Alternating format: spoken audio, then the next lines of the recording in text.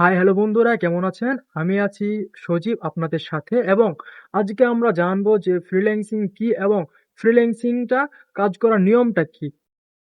চলুন জানা যাক। ফ্রিল্যান্সিং হচ্ছে একটি মুক্ত পেশা বা স্বাধীন পেশা। এটি আপনি বিশ্ব যে কোনো প্রান্তে থেকে আপনি কাজ করতে পারবেন, যদি আপনার কাছে কোনো ইন্টারনেট ডিভাইস থাকে।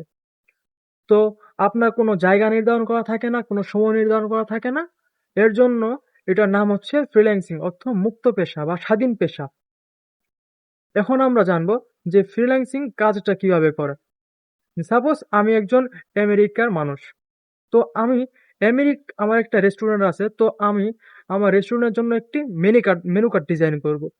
তো মেনু কার্ড ডিজাইন করার জন্য আমি যদি আমেরিকার কারো কাছ থেকে নেই, তাহলে আমার খরচ যাবে $60 থেকে $70।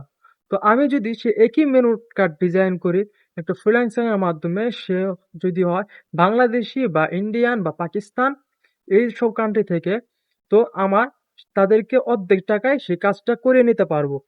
তো এর জন্য আমি সবচেয়ে বেশি সুন্দরভাবে নিব কোনটা, যে আমি একই কাজ $80 থেকে না করিয়ে, আমেরিকার মানুষের কাছে $80 খরচ না করিয়ে, বাংলাদেশ, ভারত বা পাকিস্তানের মানুষের কাছ থেকে সেই একই কাজ $10 থেকে $15 ভিতরে করিয়ে নিতে পারবো।